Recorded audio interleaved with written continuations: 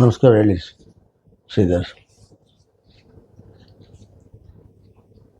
ಸರ್ಕಾರ ಈಗ ಜಕಣಾಚಾರಿ ಸಂಸ್ಕರಣಾ ದಿನದ ಕಾರ್ಯಕ್ರಮವನ್ನ ಅಧಿಕೃತವಾಗಿ ಸರ್ಕಾರ ತಗೊಳ್ತಾ ಇರೋದ್ರಿಂದ ಅದರಲ್ಲಿ ತಮ್ಮ ಹೋರಾಟದ ಒಂದು ಮೂಲಕವೇ ಇದು ನಮ್ಗೆ ಅಸ್ತಿತ್ವಕ್ಕೆ ಬಂದಿರೋದು ನಮ್ಮ ಭಾರತೀಯರೆಲ್ಲರಿಗೂ ಹೆಮ್ಮೆ.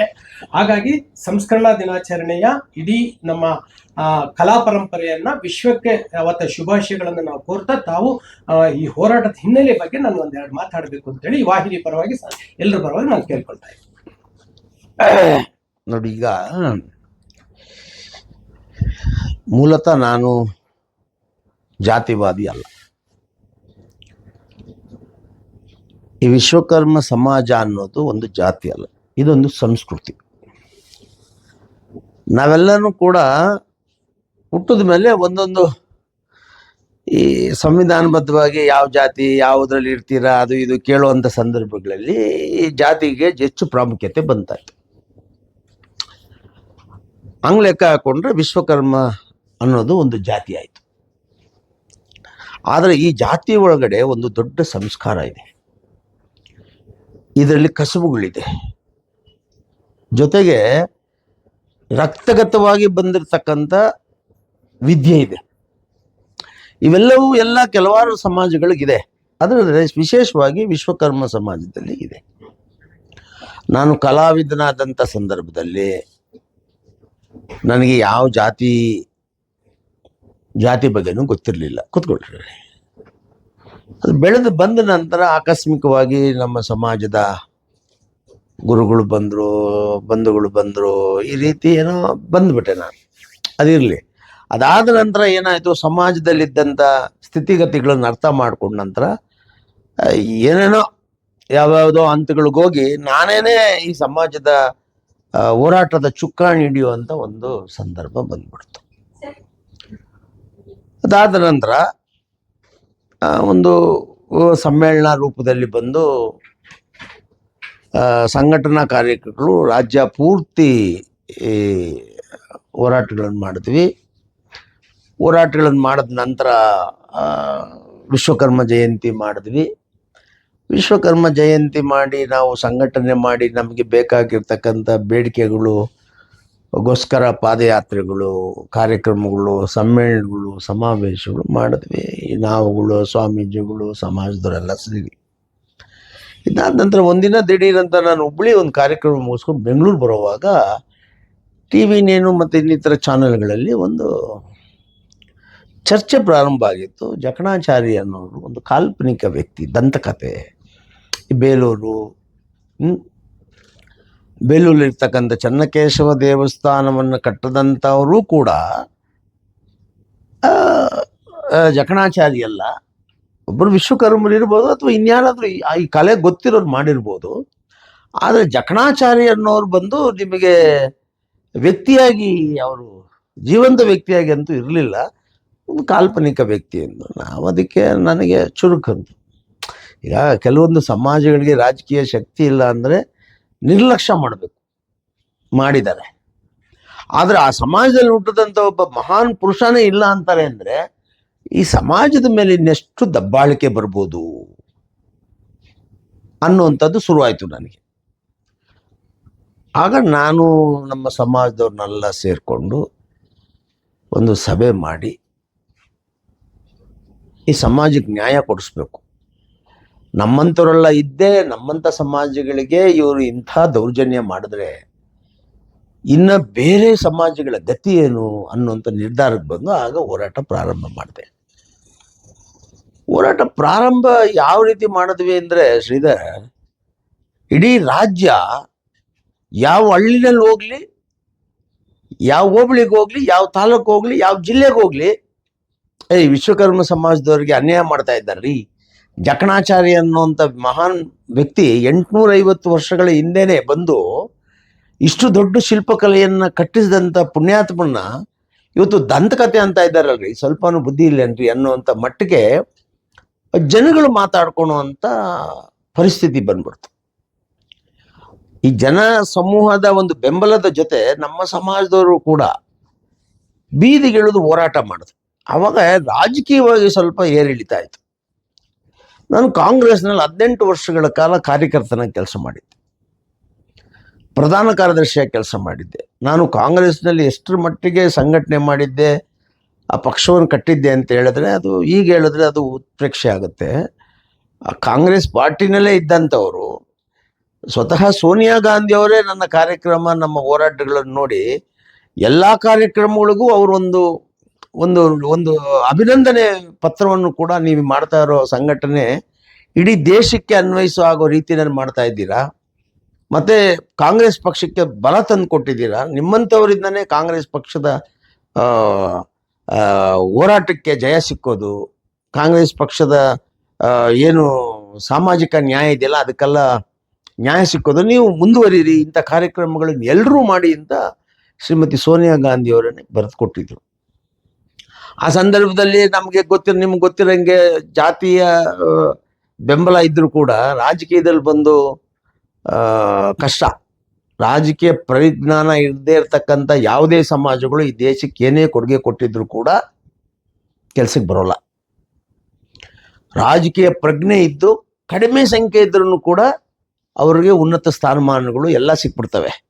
ಆದರೆ ಈ ನಮ್ಮ ಸಮಾಜಕ್ಕೆ ದೇವರುಗಳನ್ನು ಮಾಡಿಕೊಡುವಂಥ ನಾವು ರಾಜಕೀಯ ಪ್ರಜ್ಞೆಯನ್ನು ಗಳಿಸ್ಕೊಳ್ಳೋದ್ರಲ್ಲಿ ವಿಫಲ ಆಗ್ಬಿಟ್ವಿ.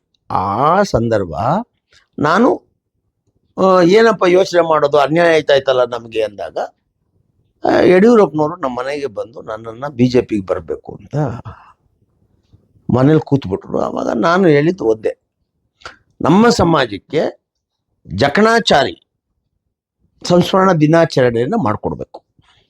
ಅದು ಜನವರಿ 1ನೇ ತಾರೀಕಿಗೆ ಮಾಡ್ಬೇಕು. ಅಷ್ಟೊತ್ತಿಗೆ ನಾವು ಪ್ರಾರಂಭ ಮಾಡಿಬಿಟ್ಟಿದ್ವಿ ಹೋರಾಟನ ಅಂತ ನಾನು ಅವಾಗ ಅವ್ರಿಗೆ ಒಂದು ಬೇಡಿಕೆ ಇಟ್ಟೆ. ಆಗ ಅವ್ರು ಹೇಳಿದ್ರು, ಇಲ್ಲ ನಾನು ಮುಖ್ಯಮಂತ್ರಿ ಆಗಬೇಕು ಅಂತಲೇ ಹೋರಾಟ ಮಾಡ್ತಾ ಇದ್ದೀನಿ, ನೀನಿಗೂ ಕೂಡ ಕಾಂಗ್ರೆಸ್ನಲ್ಲಿ MLCನೂ ಮಾಡಿಲ್ಲ, ನಾವೆಲ್ಲ ಸೇರಿಕೊಂಡು ನಿಮಗೂ ಅವಕಾಶ ಕೊಡ್ತೇನೆ, ನನಗೂ ಅವಕಾಶ ಸಿಗುತ್ತೆ, ಬ್ಯಾಕ್ವರ್ಡ್ ಕ್ಲಾಸ್ ಸಪೋರ್ಟ್ ಸಿಗುತ್ತೆ, ಮತ್ತು ನೀವೇನು ಅಂದ್ಕೊಂಡಿದ್ದೀರಾ ಯಾವುದು ಜಕಣಾಚಾರಿ ಸಂಸ್ಮರಣ ದಿನಾಚರಣೆ, ಅದನ್ನು ನನ್ನ ಬಾಯಿ ಮಾತಲ್ಲಿ ಹೇಳಲ್ಲ, ಪ್ರಣಾಳಿಕೆಯನ್ನೇ ನೀವು ಹೇಳ್ದಂಗೆ ಹಾಕಿಸ್ತೀನಿ ಅಂತ ಯಡಿಯೂರಪ್ಪರು ಹೇಳಿದ್ರು. ಅದೇ ಪ್ರಕಾರ ಪ್ರಣಾಳಿಕೆಯಲ್ಲಿ ಪಕ್ಷದವರೆಲ್ಲ ಸೇರಿ BJP ಬಂದರೆ ಆಗ್ತೀನಿ ಅಂತ ಹೇಳಿದ್ರು. ನಂತರ ನಾವೆಲ್ಲ ರಾಜ್ಯಾದ್ಯಂತ 2 ಸಾರಿ ನಾನು ಯಡಿಯೂರಪ್ಪ ಎಲ್ಲ ಸುತ್ತಿದ್ವಿ. ಬ್ಯಾಕ್ವರ್ಡ್ ಕ್ಲಾಸ್ಗಳು ನನಗೆ ಎಷ್ಟು ವರ್ಚಸ್ಸಿತ್ತು ಅದೆಲ್ಲ ಪಾರ್ಟಿಗೆ ಬಂದು ಗುರುತಿಸಿದ್ರು, ನನ್ನನ್ನು MLC ಮಾಡಿದ್ರು. ಬಂದು ಕೂಡಲೇ ನಾನು ಮಾಡಿದ್ದು ಮೊದಲನೇ ಕೆಲಸ ಏನಂದರೆ, ಪ್ರಣಾಳಿಕೆಯಲ್ಲಿರ್ತಕ್ಕಂಥ ನಮ್ಮ ಜಕಣಾಚಾರಿ ಸಂಸ್ಮರಣ ದಿನಾಚರಣೆ ಜನವರಿ 1ನೇ ತಾರೀಕು ಏನು ಹೇಳಿದ್ವಿ ಅದೇ ಥರ ಸರ್ಕಾರ ಘೋಷಣೆ ಮಾಡ್ತು, ಆದೇಶ ಕೂಡ ಆಯಿತು. ಇದು ಯಾಕೆ ಹೇಳ್ತಾ ಇದ್ದೀನಿ ಅಂದರೆ, ಭಾಳಷ್ಟು ಜನಕ್ಕೆ ಜಕಣಾಚಾರಿ ಇಲ್ಲ ಅನ್ನೋರಿಗೆ ನಾವು ಸಾಕ್ಷಿ ಸಮೇತ ಕೊಟ್ಟ ನಂತರ, ಅದನ್ನು ಎಲ್ಲರೂ ಈ ರಾಜ್ಯ ಒಪ್ಪಿದ ನಂತರ ಸರ್ಕಾರನ ಕೂಡ ಒಪ್ಕೊಂಡು ಜನವರಿ 1ನೇ ತಾರೀಕಿಗೆ ಮಾಡುವಂಥ ಕೆಲಸ ಮಾಡ್ತು. ಅದಕ್ಕೂ ನಾನು ಯಾಕೆ ಜನವರಿ 1ಕ್ಕೆ ಮಾಡಿದೆ ಅಂದರೆ, ನೋಡಿ, ಇಡೀ ಈ ಭಾರತ ದೇಶ ಹಿಂದೂ ದೇಶ ಅಂತ ಏನು ಇವಾಗ ನಾವು ಹೇಳ್ತೀವಿ, ಇದಕ್ಕೆ ಭದ್ರವಾದ ಬುನಾದಿ ಈ ಸಮಾಜ ಕಟ್ಟಿರುವಂಥ ಗುಡಿಗೋಪುರಗಳು, ಸಾಂಸ್ಕೃತಿಕತೆಗೆ ಕೊತ್ತಿರುವಂಥ ಒತ್ತು ದೇಶ ಮೆಚ್ಚುತ್ತೆ. ಅದರಿಂದ ಯಾರು ದೇವರುಗಳನ್ನು ದೇವಸ್ಥಾನಗಳನ್ನು ಕಟ್ಟಿರೋ ಆ ಪುಣ್ಯಾತ್ಮ ಜಕಣಾಚಾರಿ ಹೆಸರು ಜನವರಿ 1ನೇ ತಾರೀಕಿಗೆ ಪ್ರಾರಂಭ ಆದರೆ ವರ್ಷ ಪೂರ್ತಿ ದೇಶ ಚೆನ್ನಾಗಿರಲಿ, ರಾಜ್ಯ ಚೆನ್ನಾಗಿರಲಿ, ಎಲ್ಲ ಕಾಯಕ ಸಮಾಜದವರು ಚೆನ್ನಾಗಿರಲಿ, ಎಲ್ಲರೂ ಜಕಣಾಚಾರ್ಯ ನೆನಪು ಮಾಡಿಕೊಂಡು ಸಂಪೂರ್ಣವಾಗಿ ಖುಷಿಯಾಗಿರಲಿ ಅನ್ನೋ ಉದ್ದೇಶದಿಂದ ನಾವು ಮಾಡಿದ್ದು. ಇದು ಹೋರಾಟದ ಮೂಲಕ, ಜನ ಬೆಂಬಲದ ಮೂಲಕ ಸರ್ಕಾರ ಮಾಡಿದಂಥ ಒಂದು ಆದೇಶ. ಇದು ಹಿನ್ನೆಲೆ.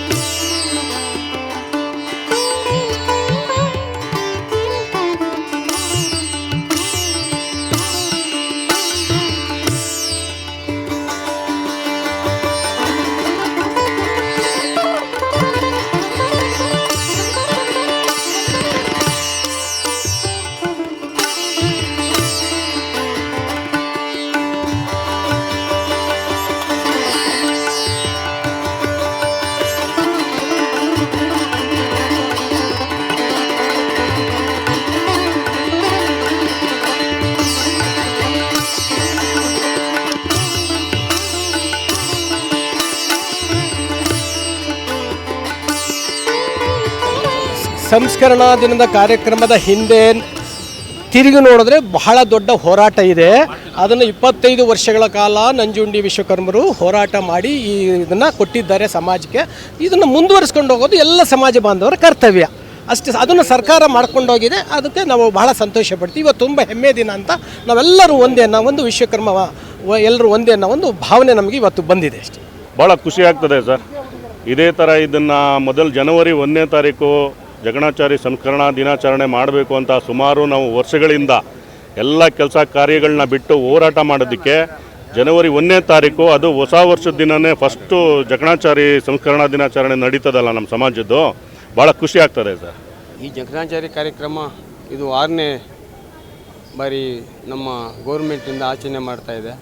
ಮುಂದಿನ ದಿನಗಳಲ್ಲಿ ನಾವು ವಿಶ್ವಕರ್ಮ ಜನಾಂಗದೆಲ್ಲ ಒಗ್ಗಟ್ಟಾಗಿ ಈಗೇನು ನಮ್ಮ ಮಂಜಣ್ಣ ಹೇಳಿದ್ರು ಒಡಕದಿದ್ದಾವೆ ಇಲ್ಲ ಅಂತೇಳಿಲ್ಲ, ಆದ್ರೂ ಮುಂದಿನ ದಿನ ಎಲ್ಲ ಒಗ್ಗಟ್ಟಾಗಿ ನಮ್ಮ ನಂಜುಂಡಿ ಅಣ್ಣವರಿಗೆ ಕೈ ಜೋಡಿಸಿದರೆ ಇನ್ನೂ ಬಲಪಡಿಸ್ಕೊಂಡು ಮುಂದಿನ ದಿನಗಳಲ್ಲಿ ಹೆಚ್ಚಿನ ಜನಸಂಖ್ಯೆಯನ್ನು ನಮ್ಮ ಬೇಡಿಕೆ ಏನಿದೆ ಆ ಬೇಡಿಕೆಯನ್ನು ನೆರವೇರಿಸ್ಬೋದು ಅಂತ ನಮ್ಮ ಉದ್ದೇಶ.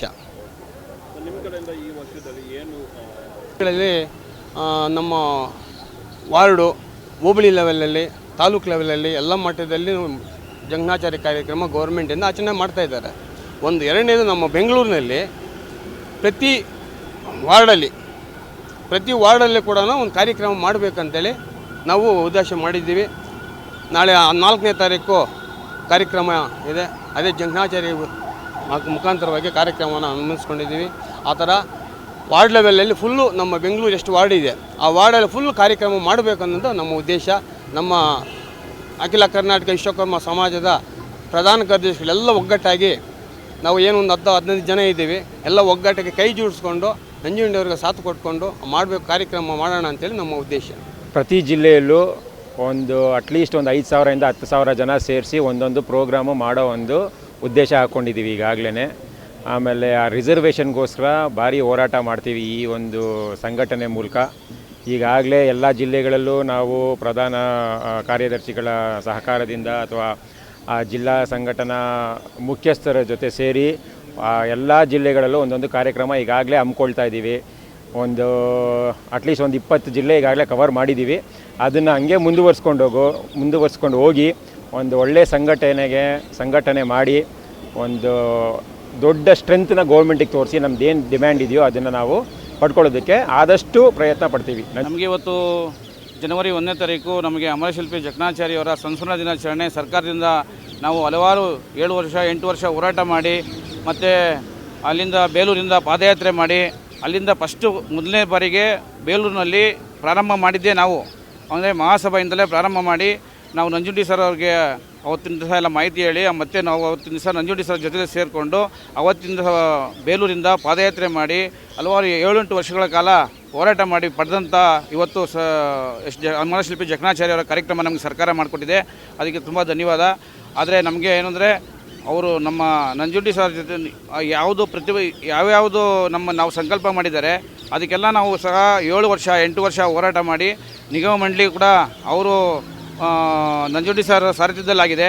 ಆಮೇಲೆ ನಾವು ಯಾವುದೇ ಸರ್ಕಾರಿ ಕಾರ್ಯಕ್ರಮ ಆಗಲಿ ನಮಗೆ ಏನು ಸಮಾಜಕ್ಕೆ ಕೊಡುಗೆ ಅಂತ ಇದ್ದರೆ ಅದು ನಂಜುಂಡಿ ಸರಿಂದ ಬಂದಂಥ ಎಲ್ಲ ಕೊಡುಗೆಗಳು ಸಹ.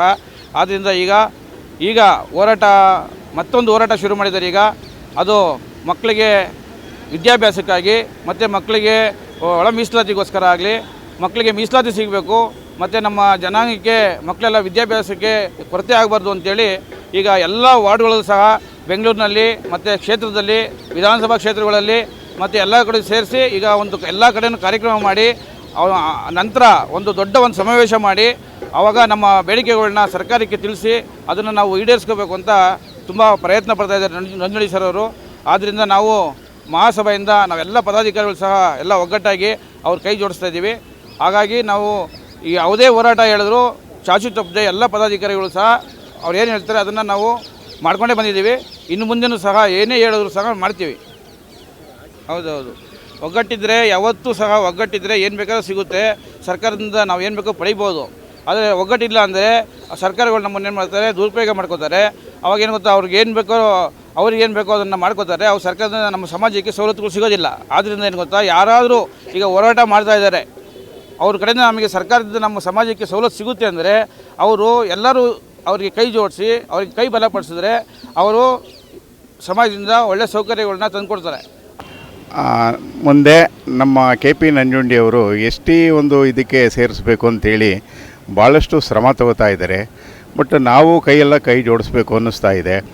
ಕೈ ಜೋಡಿಸ್ಬೇಕು, ಯಾಕೆಂದರೆ ಅದರಲ್ಲಿ ಭಾಳಷ್ಟು ಉಪಯೋಗಗಳಿದೆ. ಕೆಲವರಿಗೆ ಅರ್ಥ ಆಗ್ತಾ ಇಲ್ಲ. ಅದನ್ನು ಅರ್ಥ ಮಾಡಿಸೋದಕ್ಕೆ ನಾವು ಸತತ ಪ್ರಯತ್ನ ಮಾಡ್ತಾ ಇದ್ದೀವಿ. ಕೆಲವರಿಗೆ ಹಳ್ಳಿ ಕಡೆಯಿಂದನೂ ಗೊತ್ತಾಗಲ್ಲ, ಕೆಲವು ವಿದ್ಯಾವಂತರಿಗೂ ಗೊತ್ತಾಗ್ತಾ ಇಲ್ಲ. ಅದು ST ಅಂತಂದರೆ ಅದೊಂದು ಜಾತಿ ಅಂತ ತಿಳ್ಕೊಂಬಿಟ್ಟಿದ್ದಾರೆ. ಆದರೆ ಜಾತಿ ಅಲ್ಲ, ಅದು ಹಿಂದುಳಿದ ವರ್ಗ ಅಂತ ಬರುತ್ತೆ ಅದು. ಸೊ ಹೀಗಾಗಿ ನಮಗೆ ST ಒಂದು ಸವಲತ್ತು ಸಿಕ್ಕಿದ್ರೆ ನಮ್ಮ ಮಕ್ಕಳುಗಳಿಗೆ ತುಂಬ ಬಡವರಿದ್ದಾರೆ. ನಮ್ಮಲ್ಲಿ ವಿಶ್ವಕರ್ಮರಂದರೆ ತುಂಬನೇ ಬಡವರಿದ್ದಾರೆ. ಸೊ ಅವರಿಗೆ ಸ್ವಲ್ಪ ಸರ್ಕಾರದ ಸವಲತ್ತುಗಳು ಸಿಕ್ಕಿದ್ರೆ ಅವರ ವಿದ್ಯಾಭ್ಯಾಸಗಳಿಗೆ ಅನುಕೂಲ ಆಗುತ್ತೆ. ಮುಂದೆ ಅವರು ಒಂದು ಪ್ರಜೆಯಾಗಿ ಬೆಳೆಯೋದಕ್ಕೂ ಕೂಡ ಅನುಕೂಲ ಆಗುತ್ತೆ. ದಯವಿಟ್ಟು ಅದನ್ನು ಮಾಡಿಕೊಡ್ಬೇಕು ಅಂತ ನಾವು ವಿನಂತಿ ಮಾಡ್ಕೊಳ್ತಾ ಇದ್ದೀವಿ. ವಿಶ್ವಕರ್ಮ ಸಮಾಜದಲ್ಲಿ KP ನಂಜುಂಡಿ ಅಂತ ಗಣ್ಯ ವ್ಯಕ್ತಿಗಳು ನಮ್ಮ ಸಮಾಜಕ್ಕೆ ಸಿಕ್ಕಿರೋದೇ ನಮ್ಮ ಪುಣ್ಯ. ಏಕೆಂದರೆ ನಮಗೆ ಈ ಸಮಾಜ ಬೆಳಿಬೇಕು ಅಂತಂದರೆ ಅವರಿಲ್ಲ ಅಂದರೆ ನಾವು ಯಾವುದೋ ಒಂದು ಮೂಲೆಯಲ್ಲಿ ಇರ್ತಾಯಿದ್ದೋ. ಗ್ರಾಮಾಂತರ ಆಗ್ಬೋದು, ಹೋಬಳಿ ಆಗ್ಬೋದು, ತಾಲೂಕು ಆಗ್ಬೋದು, ಡಿಸ್ಟಿಕ್ ಲೆವೆಲಲ್ಲೆಲ್ಲ ಕಡು ಬಡವರೇ ಇರೋದ್ರಿಂದ ಅವರು ಬಂದ ಮೇಲೆ ನಮ್ಮ ಸಮಾಜ ಇಷ್ಟು ದೊಡ್ಡದಾಗಿ ಇಷ್ಟು ಬೃಹತ್ಕಾರವಾಗಿ ಇಡೀ ನಮ್ಮ ರಾಷ್ಟ್ರ ಲೆವೆಲಲ್ಲಿ ಇದಾಗಿರೋದ್ರಿಂದ ನಂಜುಂಡಿ ಸರ್ ನಮ್ಮಂಥ ಕಡು ಬಡವರಿಗೆ ಇರೋದ್ರಿಂದ ನಾವು ಮುಂದೆ ಬಂದು ಇದಾಗಿರ್ತೀವಿ ಸರ್.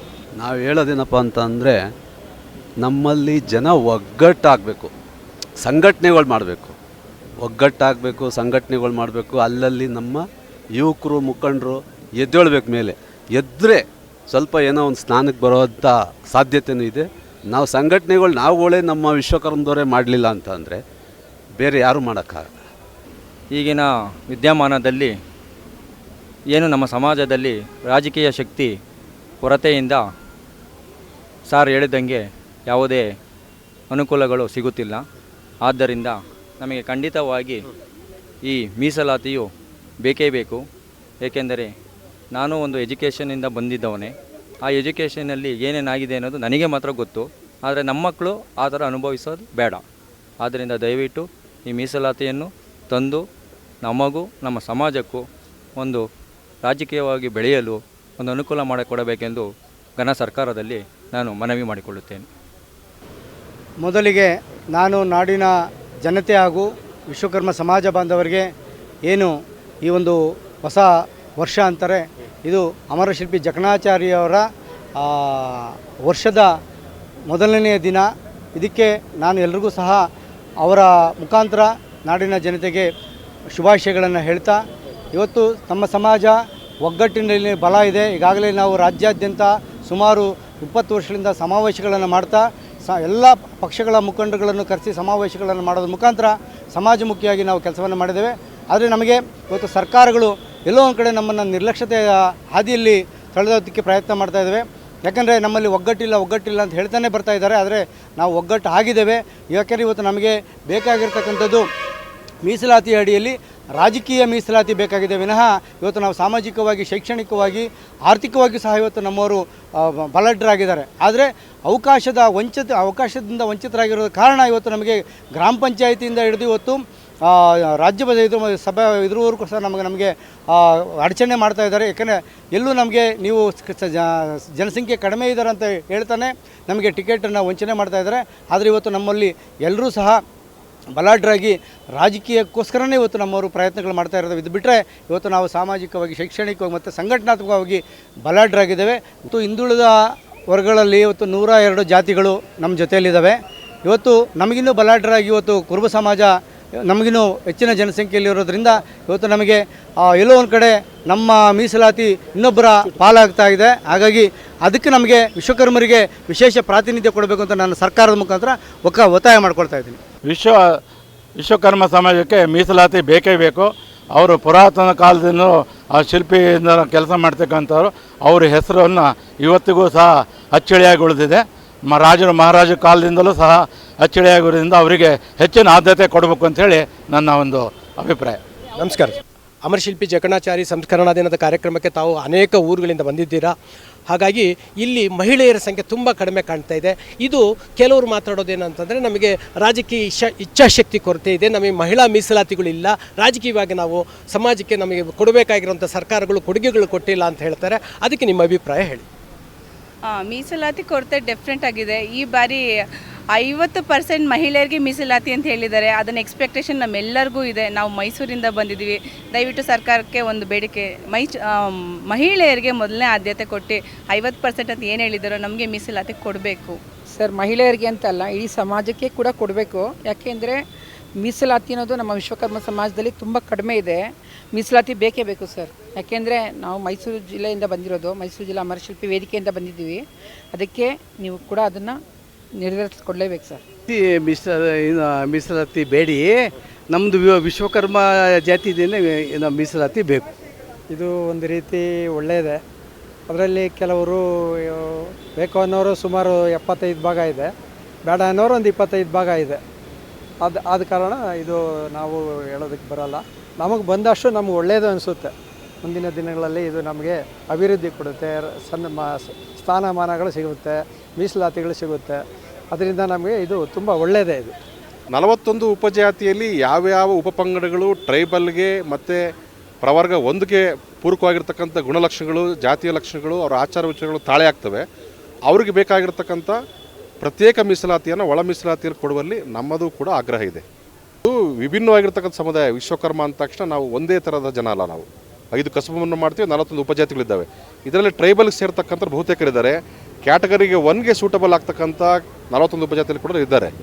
ಆದರೆ ಕೆಲವು ಉಪಜಾತಿಗಳಲ್ಲಿ ನಮ್ಮ ಪೂಜೆ ಪುನಸ್ಕಾರಗಳು, ಶಾಸ್ತ್ರ ಸಂಬಂಧಗಳು, ಅವರಲ್ಲೂ ಕೂಡ ಕಸಬ್ದಾರಗಳು ಇವತ್ತು ಭಾಳಷ್ಟು ಜನ ಹಳ್ಳಿಗಾಡುಗಳಲ್ಲಿ ಬಯಲಲ್ಲೇ ಕೆಲಸ ಮಾಡ್ತಾರೆ. ಅರ್ಥ ಮಾಡ್ಕೋಬೇಕು ನಾವು. ನಮ್ಮನ್ನು ಟ್ರೈಬಲಿಗೆ ಸೇರಿಸಿದ್ರೆ, ಕ್ಯಾಟಗರಿ 1 ಸೇರಿಸಿದ್ರೆ ಅದು ಕೀಳಲ್ಲ. ಅದು ನಮ್ಮ ಪ್ರಜಾಪ್ರಭುತ್ವದ ಹಕ್ಕು. ಕ್ಯಾಟಗರಿನ ತಗೊಳ್ತಕ್ಕಂಥದ್ದು ಸಂವಿಧಾನಬದ್ಧ ಹಕ್ಕನ್ನು ಡಾಕ್ಟರ್ ಅಂಬೇಡ್ಕರ್ ಅವರು ನಮಗೆ ಕೊಟ್ಟಿದ್ದಾರೆ. ಅದನ್ನು ನಾವೆಲ್ಲರೂ ಪಡ್ಕೊಳ್ತಕ್ಕಂಥದ್ದು ನಮ್ಮ ಜನ್ಮಸಿದ್ಧ ಹಕ್ಕನ್ನು ನಾವು ಪಡ್ಕೊಳ್ಳೇಬೇಕು ಇವತ್ತು. ಹಾಗೆ ಮೀಸಲಾತಿ ಖಂಡಿತ ನಮಗೆ ಬೇಕು. ಇಲ್ಲಿ ಹೇಳಿದ್ರು ಅವರು ಮಹಿಳೆಯರ ಸಂಖ್ಯೆ ಕಡಿಮೆ ಇದೆ ಅಂತ. ಆಬ್ವಿಯಸ್ಲಿ ಒಂದು ಕಮ್ಯುನಿಟಿ ಅಂದಾಗ ಅದರಲ್ಲೂ ನಮ್ಮದು ಸೆನ್ಸಿಟಿವ್ ಕಮ್ಯುನಿಟಿ, ವಿಶ್ವಕರ್ಮ ಸಮುದಾಯ ಅಂದರೆ ಒಂದು ಸೆನ್ಸಿಟಿವ್ ಕಮ್ಯುನಿಟಿ. ಈಗ ಇತ್ತೀಚಿನ ದಿನಗಳಲ್ಲಿ ಮಹಿಳೆಯರು ಜಾಗೃತಗೊಳ್ತಾ ಇದ್ದಾರೆ, ಇನ್ಕ್ಲೂಡಿಂಗ್ ನನ್ನನ್ನು ಕೂಡ ಸೇರಿಸ್ಕೊಂಡು ಇತ್ತೀಚೆಗೆ ಜಾಗೃತರಾಗ್ತಾ ಇದ್ದಾರೆ. ಸೊ ಹಾಗಾಗಿ ಅವರು ಇನ್ನೂ ಮುನ್ನೆಲೆಗೆ ಬರಬೇಕು ಅಂದರೆ ಸರ್ಕಾರದ ವತಿಯಿಂದ ಸಾಕಷ್ಟು ಮೀಸಲಾತಿಗಳು ಬೇಕು. ಅದ್ರ ಜೊತೆಗೆ ಸಮುದಾಯದ ಕುಲಬಾಂಧವರು ಕೂಡ ಮಹಿಳೆಯರಿಗೆ ಸಪೋರ್ಟ್ ಮಾಡಿ ಅವರನ್ನು ಪ್ರಮೋಟ್ ಮಾಡಬೇಕು ಅಂತೇಳಿ ಈ ಮೂಲಕ ಕೇಳ್ಕೊಳ್ತಾ ಇದ್ದೀನಿ. ಸೊ ಸರ್ಕಾರದಲ್ಲಿ ನನ್ನ ಮನವಿ ಏನಂದರೆ, ಸೊ ಇಂಥ ಕಾರ್ಯಕ್ರಮಕ್ಕೆ ನಮ್ಮ ನಾಯಕರಾದಂಥವರು ಬೆಂಬಲಿಸಿದರೆ, ಅವರು ಬಂದು ನಮ್ಮ ಜೊತೆ ಸೆಲೆಬ್ರೇಟ್ ಮಾಡಿದರೆ ಇನ್ನೂ ತುಂಬ ಚೆನ್ನಾಗಿರ್ತಿತ್ತು. ಪಾಪ ಗೈರು ಹಾಜರಿಂದ ಅವ್ರು ಬಂದಿಲ್ಲ, ಇರಲಿ. ಆದರೆ ಇದು ಯಾಕೆ ಇದನ್ನು ವ್ಯಕ್ತಪಡಿಸ್ತಾ ಇದ್ದೀನಿ ಅಂದರೆ, ಕಳೆದ 3-4 ವರ್ಷದಿಂದ ಗಮನಿಸ್ತಾ ಇದ್ದೀವಿ, ನಮ್ಮ ನಾಯಕರು ಯಾರೂ ಕೂಡ ಬರ್ತಾ ಇಲ್ಲ. ಇದು ಬೇಜಾರದ ಸಂಗತಿಯೇನೇ ಅಲ್ಲ, ಅವರು ಬಂದಿಲ್ಲ ಅಂದರೂ ನಾವು ತುಂಬ ವಿಜೃಂಭಣೆಯಿಂದ ಸೆಲೆಬ್ರೇಟ್ ಮಾಡ್ತಾ ಇದ್ದೀವಿ. ಆದರೆ ಮುಂದಿನ ದಿನಮಾನಗಳಲ್ಲಿ ಅವ್ರು ಹೇಗೆ ನಮಗೆ ಗೈರು ಹಾಜರನ್ನು ಇವತ್ತು ತೋರ್ಪಡಿಸಿದಾರೋ, ಮುಂದಿನ ದಿನಮಾನಗಳಲ್ಲಿ ನಮ್ಮ ಕುಲಬಾಂಧವರು ಅವ್ರಿಗೂ ಕೂಡ ಗೈರು ಹಾಜರನ್ನು ತೋರ್ಪಡಿಸ್ತಾರೆ ಅಂಥೇಳಿ ನಾನು ಈ ಮೂಲಕ ವಿಶ್ವಾಸವನ್ನು ವ್ಯಕ್ತಪಡಿಸ್ತಾ ಇದ್ದೀನಿ. ಸೊ ದಯವಿಟ್ಟು ನಮ್ಮ ಸಮುದಾಯದಲ್ಲಿ ಮೀಸಲಾತಿಯೊಂದಿಗೆ ನಮ್ಮ ಒಂದು ಸಂಸ್ಕೃತಿ, ಕಲೆ, ಇತಿಹಾಸವನ್ನು ಜಗತ್ತಿಗೆ ಕೊಟ್ಟಂಥವ್ರು ನಾವು. ಅದ್ರ ಕಡೆ ಸ್ವಲ್ಪ ಗಮನ ವಹಿಸಿ ಅದಕ್ಕೆ ಯಾವ ರೀತಿ ಗೌರವ ಕೊಡಬೇಕಂತ ತಾವೆಲ್ಲ ಗಮನದಲ್ಲಿಟ್ಕೊಂಡ್ರೆ ಉತ್ತಮ. ಮುಂದಿನ ದಿನಮಾನಗಳಲ್ಲಿ ಇದಕ್ಕೆ ಉತ್ತರ ಎಲ್ಲರೂ ಕೊಟ್ಟೇ ಕೊಡ್ತೀವಿ ನಾವೆಲ್ಲ ಅಂಥೇಳಿ ನಾನು ಈ ಮೂಲಕ ಹೇಳಕ್ಕೆ ಇಷ್ಟಪಡ್ತೀನಿ ಸರ್. ಸರ್, ನಾವು ಪಂಚವೃತ್ತಿಗಳಲ್ಲಿ ನೀವು ವಿಶ್ವಕರ್ಮರು, ನಾವು ಪ್ರತಿಯೊಂದು ದೇವರ ಒಂದು ವಿಗ್ರಹದಿಂದ ಹಿಡಿದು ಮನುಷ್ಯನಿಗೆ ಮದುವೆ ತಾಳಿವರೆಗೂ ನಾವು ವಿಶ್ವಕರ್ಮ ಜನಾಂಗದವರು ಕೊಡ್ತಾ ಬಂದಿದ್ದೀವಿ. ಸೊ ಹಾಗಿದ್ದಾಗ ಒಂದು ಪಾವಿತ್ರತೆ ಒಂದು ವಿಶ್ವಕರ್ಮ ಜನಾಂಗದಲ್ಲಿದೆ. ಸೊ ಅದನ್ನು ಮುಂದುವರಿಸ್ಕೊಂಡೋದ್ರೆ ಒಳ್ಳೆಯದು ಅಂತ ನನ್ನ ಅಭಿಪ್ರಾಯ. ಹಾಗಾದರೆ ಹಿಂದುಳಿದ ವರ್ಗದ 103 ಜಾತಿಗಳ ಸಂಖ್ಯೆಯಲ್ಲಿ ನೀವು ಹಿಂದುಳಿದಲ್ಲಿ ಈಗಾಗಲೇ ಅದರದ ಫಲನ ಅನುಭವಿಸ್ತಿದ್ದೀರಾ, ಆವಾಗ ನಿಮ್ಮ ಪಾವಿತ್ರಕ್ಕೆ ಧಕ್ಕೆ ಆಗಲಿಲ್ಲವೇ? ಸರ್, ಧಕ್ಕೆ ಅನ್ನೋದು ಅವರವರ ಅಭಿರುಚಿ, ಅವರವರ ಏನು ಪ್ರಾತಿನಿಧ್ಯತೆ ಕೊಟ್ಕೊಂಡು ಬಂದಿರ್ತಾರೆ, ಅವರವರ ಜನಾಂಗ ಸಮುದಾಯದ ಒಂದು ರೀತಿ ನೀತಿ ಏನಿರುತ್ತೆ ಆ ರೀತಿಯಲ್ಲಿ ಬರ್ತಾ ಇದ್ದೀವಿ. ಅದಕ್ಕೆ 103 ಜಾತಿ ಅಥವಾ ಹಿಂದುಳಿದ ಜಾತಿನಲ್ಲಿ ಇದ್ದೀವಿ ಅಥವಾ ಅದನ್ನು ನಾವು ಪ್ರಾತಿನಿಧ್ಯತೆನ ಕಾಪಾಡಿಲ್ಲ ಅಂತ ಅರ್ಥ ಅಲ್ಲ. ಪಾವಿತ್ರತೆನ ನಾವು ಕಾಪಾಡ್ಕೊಂಡು ಬರ್ತಾ ಇದ್ದೀವಿ. ಸೊ ಅದು ಪಾವಿತ್ರತೆ ಮುಂದಕ್ಕೂ ಬ್ರಾಹ್ಮಣ ಜನಾಂಗಕ್ಕೆ ನಮ್ಮನ್ನು ಹೋಲಿಸಿದಾಗ ನಾವು ಉತ್ತಮರು ಅಂತ ನಾವು ಹೇಳ್ತಾ ಇದ್ದೀವಿ. ಸರ್, ನಾವು ಪಂಚವೃತ್ತಿಗಳಲ್ಲಿ ನೀವು ವಿಶ್ವಕರ್ಮರು, ನಾವು ಪ್ರತಿಯೊಂದು ದೇವರ ಒಂದು ವಿಗ್ರಹದಿಂದ ಹಿಡಿದು ಮನುಷ್ಯನಿಗೆ ಮದುವೆ ತಾಳಿವರೆಗೂ ನಾವು ವಿಶ್ವಕರ್ಮ ಜನಾಂಗದವರು ಕೊಡ್ತಾ ಬಂದಿದ್ದೀವಿ. ಸೊ ಹಾಗಿದ್ದಾಗ ಒಂದು ಪಾವಿತ್ರತೆ ಒಂದು ವಿಶ್ವಕರ್ಮ ಜನಾಂಗದಲ್ಲಿದೆ. ಸೊ ಅದನ್ನು ಮುಂದುವರಿಸ್ಕೊಂಡೋದ್ರೆ ಒಳ್ಳೆಯದು ಅಂತ ನನ್ನ ಅಭಿಪ್ರಾಯ. ಹಾಗಾದರೆ ಹಿಂದುಳಿದ ವರ್ಗದ 103 ಜಾತಿಗಳ ಸಂಖ್ಯೆಯಲ್ಲಿ ನೀವು ಹಿಂದುಳಿದಲ್ಲಿ ಈಗಾಗಲೇ ಅದರದ ಫಲನ ಅನುಭವಿಸ್ತಿದ್ದೀರಾ, ಆವಾಗ ನಿಮ್ಮ ಪಾವಿತ್ರಕ್ಕೆ ಧಕ್ಕೆ ಆಗಲಿಲ್ಲವೇ? ಸರ್, ಧಕ್ಕೆ ಅನ್ನೋದು ಅವರವರ ಅಭಿರುಚಿ, ಅವರವರ ಏನು ಪ್ರಾತಿನಿಧ್ಯತೆ ಕೊಟ್ಕೊಂಡು ಬಂದಿರ್ತಾರೆ, ಅವರವರ ಜನಾಂಗ ಸಮುದಾಯದ ಒಂದು ರೀತಿ ನೀತಿ ಏನಿರುತ್ತೆ ಆ ರೀತಿಯಲ್ಲಿ ಬರ್ತಾ ಇದ್ದೀವಿ. ಅದಕ್ಕೆ 103 ಜಾತಿ ಅಥವಾ ಹಿಂದುಳಿದ ಜಾತಿನಲ್ಲಿ ಇದ್ದೀವಿ ಅಥವಾ ಅದನ್ನು ನಾವು ಪ್ರಾತಿನಿಧ್ಯತೆನ ಕಾಪಾಡಿಲ್ಲ ಅಂತ ಅರ್ಥ ಅಲ್ಲ. ಪಾವಿತ್ರತೆನ ನಾವು ಕಾಪಾಡ್ಕೊಂಡು ಬರ್ತಾ ಇದ್ದೀವಿ. ಸೊ ಅದು ಪಾವಿತ್ರತೆ ಮುಂದಕ್ಕೂ ಬ್ರಾಹ್ಮಣ ಜನಾಂಗಕ್ಕೆ ನಮ್ಮನ್ನು ಹೋಲಿಸಿದಾಗ ನಾವು ಉತ್ತಮರು ಅಂತ ನಾವು ಹೇಳ್ತಾ ಇದ್ದೀವಿ. ನಾವು ಉತ್ತಮರು ಅಂತ ಹೇಳಿ ಹಿಂದುಳಿದ ವರ್ಗದಲ್ಲಿ ಇದುವರೆಗೂ ಅನುಭವಿಸಿದ್ದೀರಲ್ಲ ರಾಜಕೀಯ ಪ್ರಾತಿನಿಧ್ಯದಿಂದ ಎಲ್ಲ ಸೌಲಭ್ಯಗಳು, ಈಗ STಗೆ ಹೋಗ್ತಿದ್ದಂಗೆ ಪಾವಿತ್ರತೆ ಧಕ್ಕೆ ಬರುತ್ತಾ? ಸರ್, ಆ ಥರ ಅಲ್ಲ. ಈಗ ST ಅಂದಾಗಲೇ ಜನರ ಮನಸ್ಸಿನಲ್ಲಿ ಯಾವ ರೀತಿ ಮೂಡಿದೆ, ಸುಮಾರು ತಲೆತಲಾಂತರಗಳನ್ನು ST ಅಂದ್ರೇ ಅವ್ರದ್ದೇ ಆದಂಥ ವರ್ಗ ಅಂತ ಬಂದುಬಿಟ್ಟಿದೆ. ಸೊ ಈಗ ನಾವು ಆ ವರ್ಗಕ್ಕೆ ಸೇರಿದಾಗ ಅದೇನಾಗುತ್ತೆ, ಅದನ್ನು ತಡ್ಕೊಳ್ಳೋಕ್ಕೆ ಸುಮಾರು ತಲೆಮಾರುಗಳು ಬೇಕಾಗತ್ತೆ. ವಿಶ್ವಕರ್ಮ ಜನಾಂಗನೇ ಪ್ರಜ್ಞಾವಂತ ಜನಾಂಗ ಅಂದ ಮೇಲೆ ST ಆದ್ರೇನು OBC ಆದ್ರೇನು ಅದು ಸರ್ಕಾರದ ಮೀಸಲಾತಿ ಸೌಲಭ್ಯಕ್ಕೆ ಜನಗಳ ನಮ್ಮ ಬಡ ಸಮುದಾಯಗಳಿಗೆ ತಟ್ಟಬೇಕಾಗಿರುವಂಥ ಸೌಲಭ್ಯಗಳು ಸಿಗಬೇಕಾಗಿರೋಂಥ ವಂಚಿತರಾಗ್ತಾ ಇರೋದು. ಅದಕ್ಕಾಗಿ ಈ ಕೂಗನ್ನ ನೀವು ವಿರೋಧ ಮಾಡ್ತೀರಾ? ಸರ್, ವಿರೋಧ ಅಂತ ಹೇಳಿದ್ರೆ ಇವಾಗ ನೋಡಿ, ನಮ್ಮ ಈಗ ವಿಶ್ವಕರ್ಮರು ಹಿಂದೆ ಇದ್ದಂಥ ಒಂದು ಪ್ರಜ್ಞಾವಂತರಾಗಲಿ ವಿದ್ಯಾವಂತರಾಗಲಿ ಇವಾಗಿನ ಒಂದು ಪೀಳಿಗೆನಲ್ಲಿ ಪ್ರತಿಯೊಬ್ಬರು ಕೂಡ ಒಂದು ಪ್ರಜ್ಞಾವಂತರಾಗಿದ್ದಾರೆ, ಒಂದು ವಿವೇಚನೆ ಉಳ್ಳವರಾಗಿದ್ದಾರೆ, ಯಾವುದು ಸರಿ ಯಾವುದು ತಪ್ಪು ಅನ್ನೋ ಇದಕ್ಕೆ ಬಂದಿದ್ದಾರೆ. ಮತ್ತು ಹಿಂದೆ ಇದ್ದಂಥ ವಿಶ್ವಕರ್ಮರು ಅದೇ ರೀತಿ ಕೆಳಮಟ್ಟದಲ್ಲಿಲ್ಲ, ಎಲ್ಲರೂ ಈಗ ಉತ್ತಮ ಮಟ್ಟದಲ್ಲಿದ್ದಾರೆ. ಕೆಲವೊಂದು ಕಡೆ ಹಳ್ಳಿಗಳಲ್ಲಿ ಅಥವಾ ಬೇರೆ ಕಡೆ ಹೋದಾಗ ಇದರ ಇಲ್ಲ ಅಂತ ಹೇಳಲ್ಲ. ಹಾಗಾದರೆ ಮೀಸಲಾತಿ ಬೇಕೋ ಬೇಡವೋ? ಮೀಸಲಾತಿ ಬೇಕು ಸರ್. ಮೀಸಲಾತಿ ಬೇಕು ಅಂದರೆ STಗೆ ಸೇರಿಸ್ಕೊಂಡು ಮೀಸಲಾತಿ ಬೇಕು ಅನ್ನೋದು ಅರ್ಥ ಅಲ್ಲ. ಬಟ್ ನಮ್ಮದೇ ಆದಂಥ ಸಮುದಾಯಕ್ಕೆ ಒಂದು ಮೀಸಲಾತಿನ ಬೇಕು ಅಂತ ನಾವು ಸರ್ಕಾರದಲ್ಲಿ ಕೇಳ್ಕೊಳ್ತೇವೆ.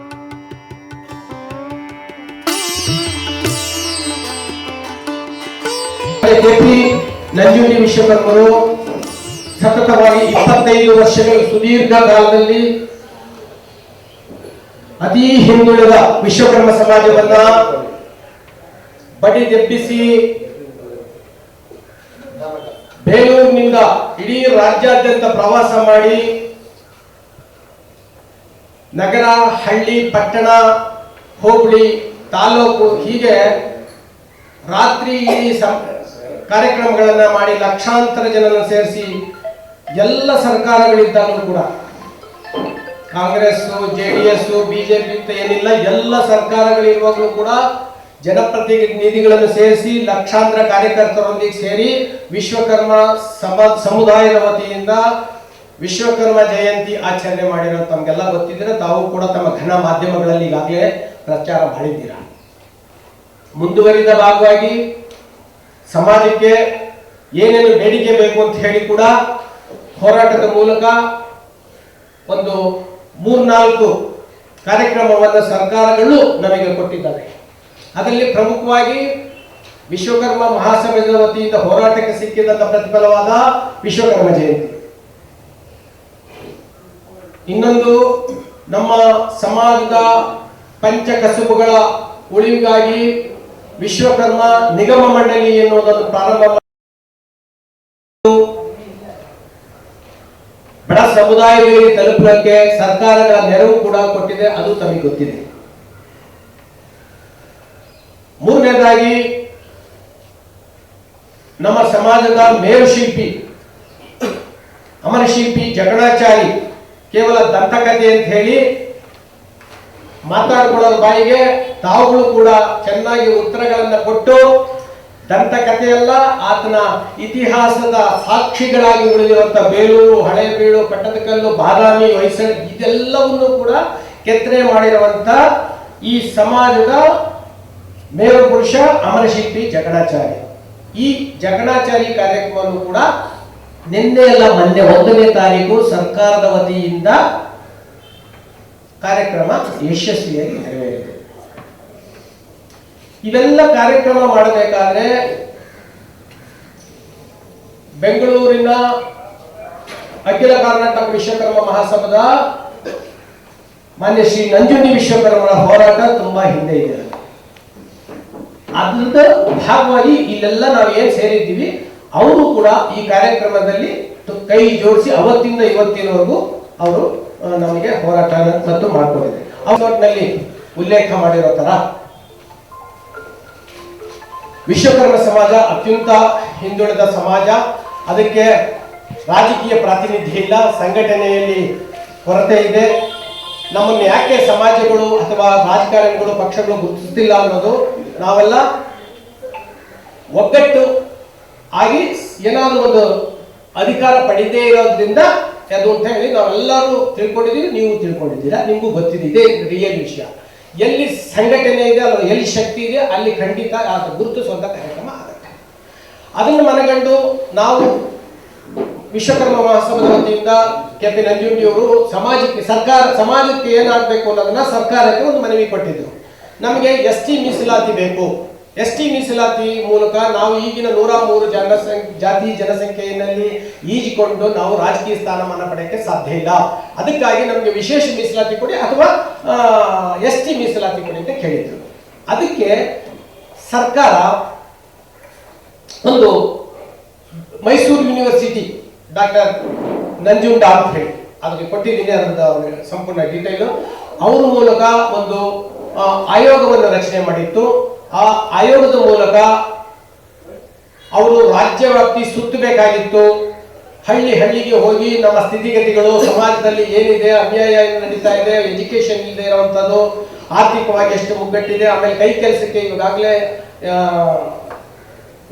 ಇದು ಹೊಸ ಆವಿಷ್ಕಾರಗಳ ಮೂಲಕ ಕೈ ಕೆಲಸಕ್ಕೆ ಕಡಿಮೆ ಆಗಿದೆ. ಹಾಗಾಗಿ ನಮ್ಮ ಕುಲಕಸಬುಗಳು ಹಾಳಾಗ್ತಾ ಇದೆ. ಇದನ್ನೆಲ್ಲ ಸಂಕ್ಷಿಪ್ತವಾಗಿ ವರದಿಯನ್ನು ತಗೊಂಡು ಬಂದು ಸರ್ಕಾರಕ್ಕೆ ಕೊಡಬೇಕಾಗಿದ್ದು ಅವರ ಆದ್ಯ ಕರ್ತವ್ಯ. ಅದಕ್ಕೆ 18.75 ಲಕ್ಷ ರೂಪಾಯಿ ಹಣವನ್ನು ಕೂಡ ನಮ್ಮ ತೆರಿಗೆದಾರರ ಹಣವನ್ನು ಸರ್ಕಾರ ಕೊಡ್ತಿದೆ. ಇದು ಅಲ್ಲಿ ಓಟಿ ಮಾಡಬೇಕಾದಂಥವ್ರು ಇಲ್ಲೇ AC ರೂಮ್ನಲ್ಲಿ ಕೂತ್ಕೊಂಡು ಯಾರ್ದೋ ಆಮಿಷಗಳಿಗೋ ಅಥವಾ ವಿಶ್ವಕರ್ಮ ಸಮುದಾಯಕ್ಕೆ ST ಮೀಸಲಾತಿ ಸಿಗಬಾರದು, ಅವರ ನಮ್ಮ ಸರಿ ಸಮಾನವಾಗಿ ಬೆಳಿತಾರೆ ಅಂತ ಏನೋ ದೂರದೃಷ್ಟಿನೋ ಏನೋ, ಹಾಗಾಗಿ ಅವರು ಯಾವುದೋ ಒಂದು ಬೂಟಾಟಿಕೆಯ ಒಂದು ವರದಿಯನ್ನ, ಕರಡು ಪ್ರತಿಯನ್ನ ಸರ್ಕಾರಕ್ಕೆ ಸಲ್ಲಿಸಿದ್ದಾರೆ. ಆ ವರದಿಯಲ್ಲಿ ಕೊಟ್ಟಿದ್ದಾರೆ ವಿಶ್ವಕರ್ಮ ಸಮಾಜಕ್ಕೆ ST ಮೀಸಲಾತಿಯ ಅಗತ್ಯ ಇಲ್ಲ ಅನ್ನೋ ಒಂದು ವರದಿ ಕೊಟ್ಟಿದ್ದಾರೆ. ಆ ವರದಿ ಫಸ್ಟ್ ನಾವು ವಿಶ್ವಕರ್ಮ ಸಮಾಜ ಒಕ್ಕರ್ಲಿಂದ ವಿರೋಧ ಮಾಡ್ತೀವಿ, ಖಂಡಿಸ್ತೀವಿ. ಇನ್ನೆಷ್ಟು ವರ್ಷ ತುಳಿತೀರ ಸಮಾಜನ?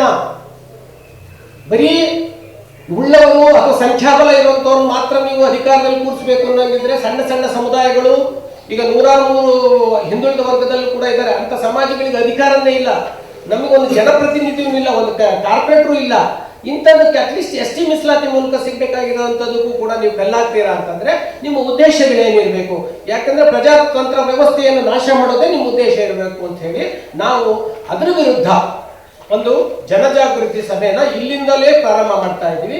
ಅದರ ಪೂರ್ವಭಾವಿಯಾಗಿ 4ನೇ ತಾರೀಕು ಹೆಗ್ಗನಹಳ್ಳಿನಲ್ಲಿ ಒಂದು ಕಾರ್ಯಕ್ರಮ ಜಗದೀಶ್ ಅವರು ಮತ್ತು ತಂಡದವರು ಏರ್ಪಾಡು ಮಾಡ್ಕೊಂಡಿದ್ದಾರೆ. ಅದಕ್ಕೆ ಮಾನ್ಯ ನಂಜುಂಡಿಯವರು ಬರ್ತಾರೆ, ಶಾಲೆಯಲ್ಲಿ ಸೋಮಶೇಖರ್ ಅವರು ಬರ್ತಾರೆ, ಮುನ್ರಾಜ್ ಅವರು ಬರ್ತಾರೆ. ಈ ಕಾರ್ಯಕ್ರಮದ ಮೂಲಕ ಇಡೀ ರಾಜ್ಯದಲ್ಲಿ ST ಮೀಸಲಾತಿ ವಿರುದ್ಧ ನಾವು ಹೋರಾಟ ಮಾಡ್ಕೋಬೇಕು ಅಂತ ಹೇಳಿದ್ವಿ. ಅದಕ್ಕೆ ತಮ್ಮೆಲ್ಲರ ಸಹಕಾರ ಬೇಕು. ಈ ಒಂದು ತುಳಿತಕ್ಕೊಳಗಾದ ಸಮಾಜಕ್ಕೆ ನ್ಯಾಯ ಎತ್ತಿಡಿಯಕ್ಕೆ ಗೌರವಾನ್ವಿತ ಮಾಧ್ಯಮಗಳು ದಯವಿಟ್ಟು ನಮ್ಮ ಪರ ಬರೆದು ನಮಗೆ ಬೆಂಬಲ ಕೊಡಬೇಕು ಅಂತ ನಾನು ಹೇಳ್ಕೊಳ್ತಾ ಇದ್ದೇನೆ. ಪ್ರಥಮ ಸಭೆ ಅಂತ ನಾನು ಯಾವಾಗ ಹೇಳಿದೆ, ಜಕಣಾಚಾರಿ ಕಾರ್ಯಕ್ರಮ 1ನೇ ತಾರೀಕು ಆಗಿದೆ. ಮೊನ್ನೆ ಕಾರ್ಯಕ್ರಮ ಸರ್ಕಾರಿ ಕಾರ್ಯಕ್ರಮದ ಮೂಲಕ ನಮಗೆ ಗೊತ್ತಾಗಿದೆ ಈ ಕರಡು ಪ್ರತಿ ನಮಗೆ ಏನ್ ಕೊಟ್ಟಿದೆ, ಕುಲಶಾಸ್ತ್ರ ಅಧ್ಯಯನದಲ್ಲಿ ನಮಗೆ ಅನ್ಯಾಯ ಆಗಿದೆ. ಇದಕ್ಕೆ ಹೋರಾಟ ಮಾಡಕ್ಕೆ ಒಂದು ವೇದಿಕೆ ಬೇಕಲ್ಲ. ಆ ವೇದಿಕೆಯ ಮೂಲಕ ಇದೇ ಪ್ರಾರಂಭದ ವೇದಿಕೆ 4ನೇ ತಾರೀಕು ಅದೇ ಜಗಣಾಚಾರಿ ಸಂಸ್ಕರಣೋತ್ಸವದ ಕಾರ್ಯಕ್ರಮದ ಅಡಿಯಲ್ಲಿದೆ ವಿಶ್ವಕರ್ಮರಿಗೆ ಆಗಿರುವಂತಹ ಈ ಕುಲಶಾಸ್ತ್ರ ಅಧ್ಯಯನದ ವರದಿಯ ವಿರುದ್ಧ ಧಿಕ್ಕರಿಸಿ ನಾವು ಒಂದು ಜನಜಾಗೃತಿ ಸಭೆ ಮಾಡಬೇಕು ಅಂತ ಇದ್ದೀವಿ. ಆ ಜನಜಾಗೃತಿ ಸಭೆಯನ್ನು 4ನೇ ತಾರೀಕು ಇಟ್ಕೊಂಡಿದ್ದೀವಿ. ಜಗಣಾಚಾರಿ ಕಾರ್ಯಕ್ರಮವನ್ನು ಇಟ್ಕೊಂಡಿದ್ದೀವಿ. ಅದಕ್ಕೆ ಪೂಜ್ಯ ಸ್ವಾಮೀಜಿಗಳು ಬರ್ತಾ ಇದ್ದಾರೆ. ಹಾಗೆ ಸ್ಥಳೀಯ ಶಾಸಕರಾದ ಸೋಮಶೇಖರ್ ಅವರು, ಮತ್ತು BJP MLA ಆಗಿರೋಂಥ ಮುನ್ರಾಜ್ ಅವರು, ಹಾಗೆ ಸಾವಿರಾರು ಕಾರ್ಯಕರ್ತರು ಬರ್ತಾ ಇದ್ದಾರೆ. ಹಾಗೆ ನಮ್ಮ ಮಹಾಸಭಾದ ಅಧ್ಯಕ್ಷರಾದ KP ನಂಜುಂಡಿ ಅವರು ಬರ್ತಾ ಇದ್ದಾರೆ. ಅವರು ಕರೆ ಕೊಡ್ತಾರೆ. ಆ ಕರೆ ಮುಂದಕ್ಕೆ ನಾವು ಏನ್ ಮಾಡಬೇಕು, ಯಾವ ತರ ಹೋರಾಟ ಮಾಡಬೇಕು ಅನ್ನೋದನ್ನ ಅಲ್ಲಿ ನಿರ್ಣಯ ಮಾಡ್ತೀವಿ. ಅಖಿಲ ಕರ್ನಾಟಕ ವಿಶ್ವಕರ್ಮ ಮಹಾಸಭಾದಿಂದ ಒಂದು ಜನಜಾಗೃತಿ ವೇದಿಕೆಯನ್ನು ಮಾಡ್ತಾ ಇದ್ದೀವಿ. ಹಾಗೂ ಅಮರ ಶಿಲ್ಪಿ ಜಕಣಾಚಾರ್ಯ ಅವರ ಸಂಸ್ಮರಣಾ ದಿನಾಚರಣೆಯನ್ನು 4ನೇ ತಾರೀಕು ಮಾಡ್ತಿದ್ದೇವೆ ಯಜ್ಞಹಳ್ಳಿ ಕ್ರಾಸ್ನಲ್ಲಿ. ಇದರ ಉದ್ದೇಶ ಏನಂದರೆ, ಮೂಲ ಉದ್ದೇಶ ಸರ್ಕಾರದಿಂದ ನಮಗೆ ಆಗುತ್ತಿರುವ ಅನ್ಯಾಯಗಳನ್ನು ನಾವು ನಮ್ಮ ಜನಾಂಗಕ್ಕೆ ಎತ್ತಿಡಿದು ತೋರಿಸಿ ಅದನ್ನು ನಾವು ಜನಗಳನ್ನ ಒಗ್ಗಟ್ಟಾಗಿ ಸೇರಿಸಿ ಜಾಗೃತಿ ಮೂಡಿಸಬೇಕು ಅಂತೇಳಿ ಈ ಒಂದು ಜಾಗೃತಿ ಒಂದು ವೇದಿಕೆಯನ್ನ ಮಾಡ್ತಾ ಇದ್ದೀವಿ. ಇದರಿಂದ ಈ ಒಂದು ವೇದಿಕೆನೇ ಫಸ್ಟು ನಮ್ಮ ಬೆಂಗಳೂರಿಂದನೇ ಮೊದಲ ಪ್ರೋಗ್ರಾಮ್ ಆಗಿರುತ್ತೆ ಇದು. ಹಾಗಾಗಿ ನೀವು ಉದ್ದೇಶ ಏನು ಸರ್ ಮಾಡ್ತಾ ಇರೋದು? ಮೂಲ ಉದ್ದೇಶ ಬಂದ್ಬಿಟ್ಟು ನಮಗಾಗಿರೋ ಈ ಕುಲಶಾಸ್ತ್ರದ ಅಧ್ಯಯನದಲ್ಲಿ ನಮಗೆ ಅನ್ಯಾಯ ಆಗಿರೋದ್ರಿಂದ ಆ ಉದ್ದೇಶಕ್ಕೆ ಮಾಡ್ತಾ ಇದ್ದೇವೆ. ಕನ್ನಡ ನಮ್ಮಲ್ಲಿ ಭಾಷೆ ಭೇದ ಇಲ್ಲ. ಇಡೀ ನಮ್ಮ ದೇಶದಲ್ಲೇ ಎಲ್ಲ ರಾಜ್ಯದಲ್ಲೂ ಸಹ ವಿಶ್ವಕರ್ಮ ಅಂತಲೇ ಕರೆಯೋದು ನಮ್ಮನ್ನ. ಆದ್ರಿಂದ ಎಲ್ಲರಿಗೂ ಸಹ ನಾವು ಯಾರಿಗೂ ಬಿಟ್ಟಿಲ್ಲ, ಎಲ್ಲರಿಗೂ ಸಹ ಆಮಂತ್ರಣ ಕೊಟ್ಟಿದ್ದೀವಿ, ಎಲ್ಲರೂ ಸಹ ಬನ್ನಿ ಅಂತ ಹೇಳಿದೀವಿ. ಜನಜಾಗೃತಿ ಮೂಡಿಸೋದಕ್ಕೆ ನಮ್ಮಲ್ಲಿ ಯಾರು ಆ ರಾಜ್ಯದವರು ಈ ರಾಜ್ಯದವರು ಭೇದ ಭಾವ ಇಲ್ಲ. ಆದ್ರಿಂದ ಎಲ್ಲರೂ ಸಹ ಕರೆ ಕೊಟ್ಟಿದ್ದೀವಿ, ಎಲ್ಲರೂ ಸಹ ಕಾರ್ಯಕ್ರಮಕ್ಕೆ ಬರ್ತಾರೆ. ನಮ್ಮ ರಾಜ್ಯಾಧ್ಯಕ್ಷರು KP ನಂಜುಂಡಿ ಅವರ ಸರತ್ವದಲ್ಲಿ ನಿರ್ಣಯವನ್ನು ಕೈಗೊಳ್ತೀವಿ. ಮತ್ತೆ ಎಲ್ಲ ರಾಜ್ಯಾದ್ಯಂತ ಎಲ್ಲ ಕಡೆಯೂ ಸಹ ಹೋರಾಟ ಮಾಡಕ್ಕೆ ಪ್ರಾರಂಭ ಮಾಡಿದ್ದೀವಿ.